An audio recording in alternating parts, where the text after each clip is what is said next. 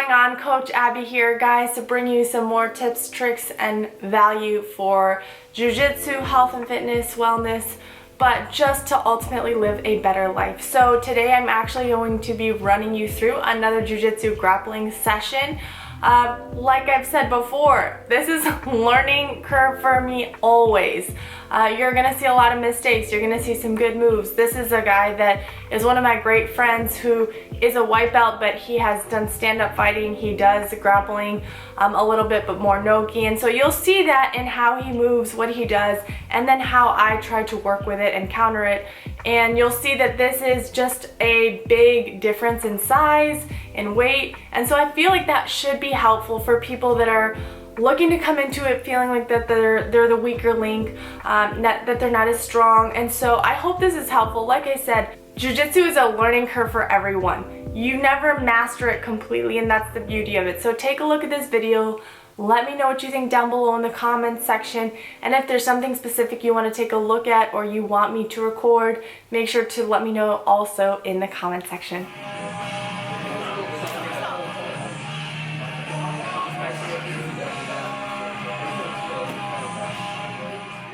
So this is Mike. He's one of my friends. We're going to be rolling together. Obviously, he's much larger than me. So when we start off, you see immediately that I make the decision that I don't want to stay on the ground or let him get on top, just because he is way heavier, way stronger. Plus, I like trying to work good passes. So I was just trying to see what could happen here. I go for the lapel and then a knee slice. You can see though he had my lapel at one point and then released it. Right away I take a quick step, go to knee on belly, and then I put in that shoulder pressure. Going right into then a guillotine. I feel like with large people, it's always helpful to right away try to find good neck control or head control. And so that's what I was trying to do here. At this point, he immediately goes for my leg and tries to take me down, and I have to sprawl. This is one thing that is pretty frequent with Mike and how he grapples, is he does like to use and attack legs easily. At that point, I get right back up, try to go for the back. Like I said, it's the best type of control for me. You can see I'm trying to see where he's leaning and pushing towards. And then I slide in my hooks. You can see too, I try to glue my ear to his back simply so I don't get flopped around. I'm still trying to fish for really good control around his chest and his neck. I do end up getting a decent grip, but he's protecting himself really well. And then he actually grabs my foot to do like a toe hold, which he was just kind of calling it out. He didn't actually finish it, which I think he really could have. So we continue there. A lot of moving around. You can see he once again tries to fish for the leg again. I'm pushing off his head and his body so he can not get on top.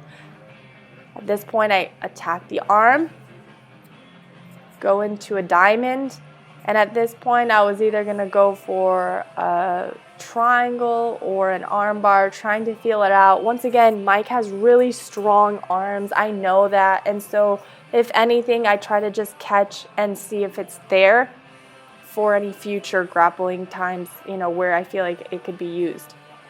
He just lifts up and just right away tries to pass.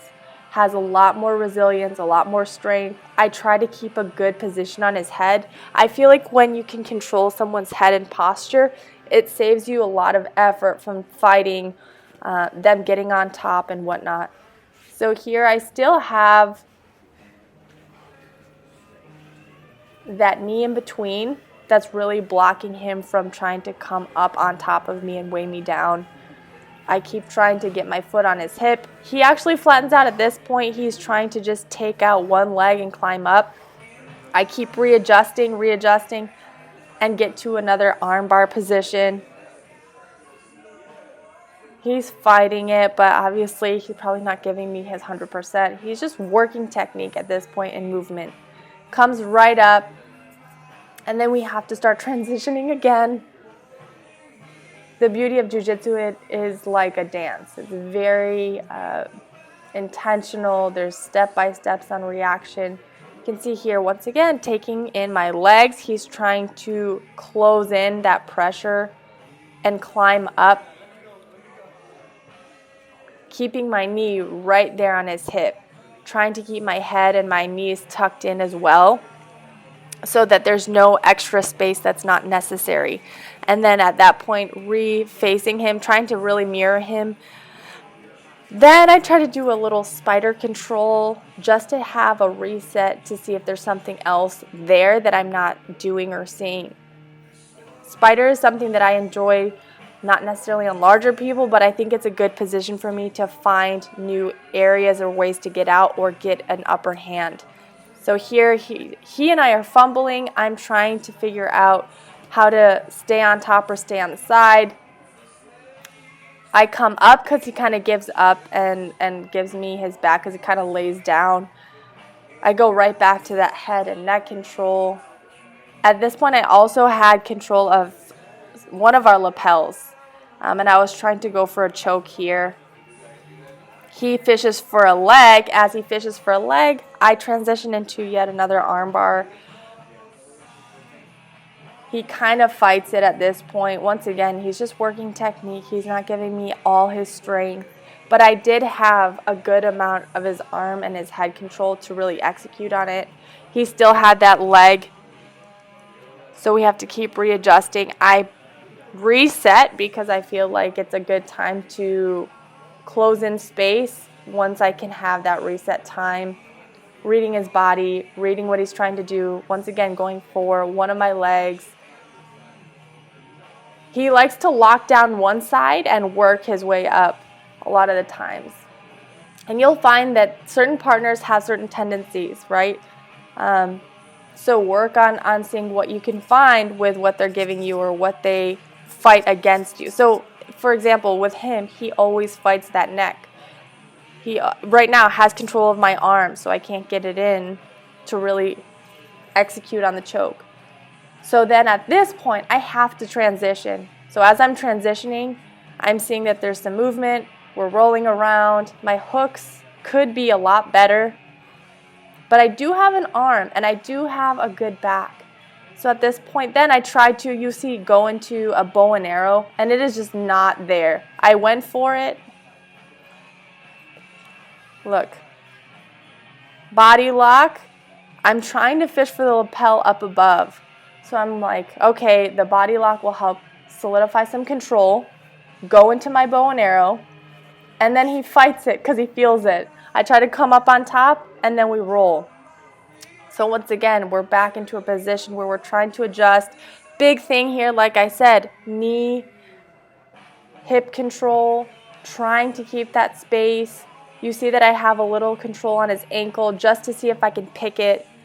Then he tries to take that leg again. As he takes the leg, I start working up again, trying to stay in a more dominant position, controlling the head, and then I find a really good angle to execute on an armbar. And he said that one was actually a lot more solid than the other ones that had happened in the roll.